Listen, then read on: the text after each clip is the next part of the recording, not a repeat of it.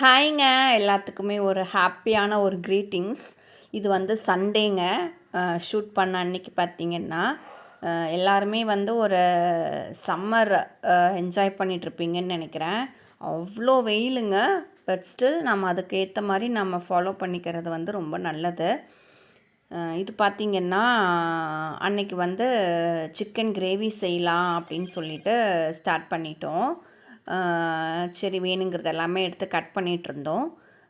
இது பார்த்திங்கன்னா, அந்த தேக்ஷா அப்படிங்கிற ஒரு பாத்திரம் இருக்குங்க. நீங்கள் அதில் ட்ரை பண்ணி பாருங்கள்.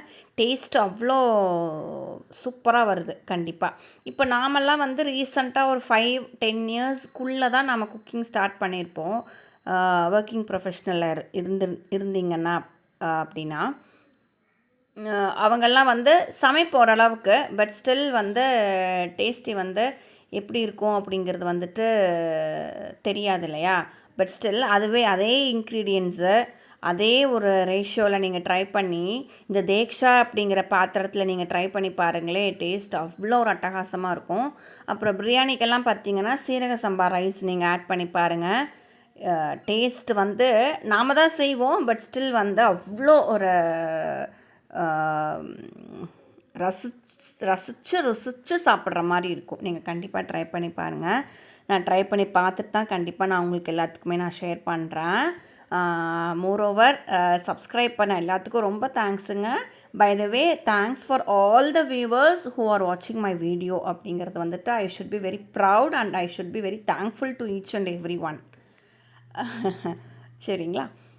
அப்புறம் பார்த்திங்கன்னா வெயிலுன்னு சொல்லிட்டு சம்மருங்க, பயங்கர வெயில். நியர்லி 40 எல்லாம் போயிடுது.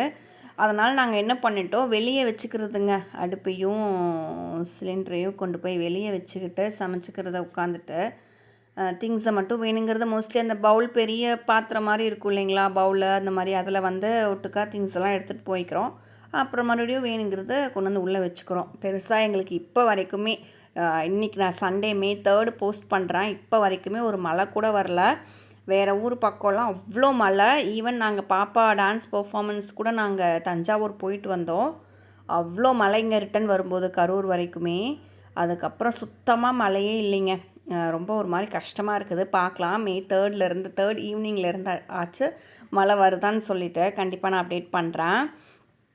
இது வந்து ஒயிட் ரைஸ் வச்சுக்கிட்டோம் கூட.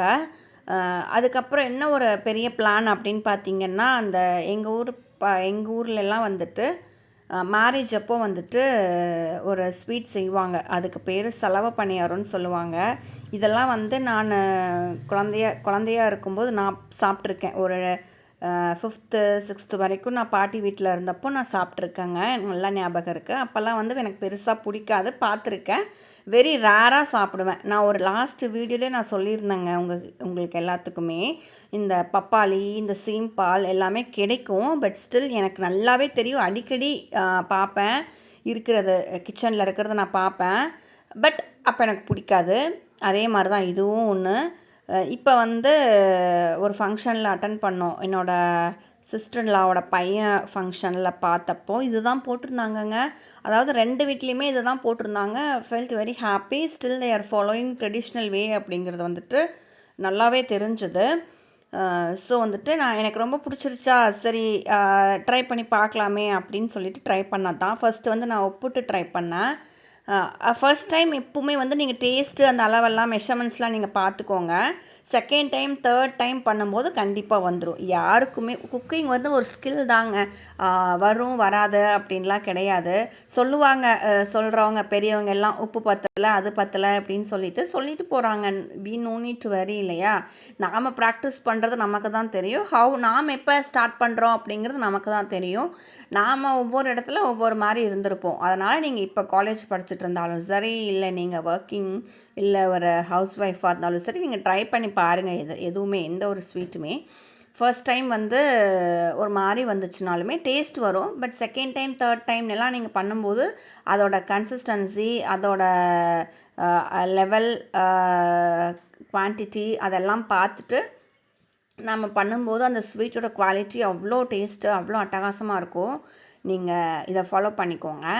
சரி இதை முடிச்சுட்டு பார்த்தீங்கன்னா, நாம் வந்துட்டு அதே sweet 3rd time. First time வந்து பெரியம்மா இருந்தாங்க. செகண்ட் டைம் வந்து என்ன ஆயிடுச்சுன்னு பார்த்தீங்கன்னா, கொஞ்சமாக அப்போ வந்து ஃபர்ஸ்ட் டைம் அவங்களே போட்டு குடுத்துட்டாங்க. நான் எப்படின்னு மட்டும் பார்த்துக்கிட்டேன். ஸ்டில் அந்த கடலப்பருப்பு, கரும்பு சர்க்கரை அதை மட்டும் ஆட் பண்ணுறது மட்டும் பார்த்துக்கிட்டேங்க. செகண்ட் டைம் பண்ணும்போது கொஞ்சம் ஒரு மாரி வந்துட்டு கரெக்டாக வந்துருச்சு. பட் நாம் அந்த மைதா மாவில் எடுத்து போடுவோம் இல்லையா, அப்போ வந்து என்ன ஆயிடுச்சுன்னா கொஞ்சம் லூஸ் ஆயிடுச்சு உள்ள அந்த ஸ்டஃபிங். பட் 3rd டைம் இப்போ நான் ட்ரை பண்ணியிருக்கிறேன். கண்டிப்பாக நான் ஒரு ஒரு ட்ரிக்கு நான் சொல்கிறேன். கண்டிப்பாக நீங்கள் அதை வச்சு ஃபாலோ பண்ணுங்கள். டேஸ்ட்டு அவ்வளோ அழகாக வரும், அட்டகாசமாக வரும். பார்க்குறதுக்கு அந்த ரவுண்டு பார்க்குறதுக்கே அவ்வளோ ஒரு அழகாக இருக்கும். அதுக்கு முன்னாடி நாங்கள் சிக்கன் செஞ்சுட்டோம். சாப்பிட்டுட்டு அதுக்கப்புறமா ஒரு தூக்கம் தூங்கிட்டு தான் இதை ஃபாலோ பண்ணமே. செலவு பணியாரம் செஞ்சோமே. இது வந்து சண்டே எடுத்தது. அதுக்கப்புறம் ஃபாலோடு பை அந்த வீக் வந்து டான்ஸ் இருக்குதுங்க. மண்டே ஒரு செக்கப் போகணும் ஹாஸ்பிட்டல். டியூஸ்டே பார்த்திங்கன்னா பாப்பாவுக்கு டான்ஸு, கிளாசிக்கல் டான்ஸ் இருக்குது. ஃபாலோடு பை May 2 நேற்று ஒரு டான்ஸ் இருந்துச்சுங்க தஞ்சாவூரில், மேலட்டூர் அப்படின்னு சொல்லிட்டு அந்த ஊரில்.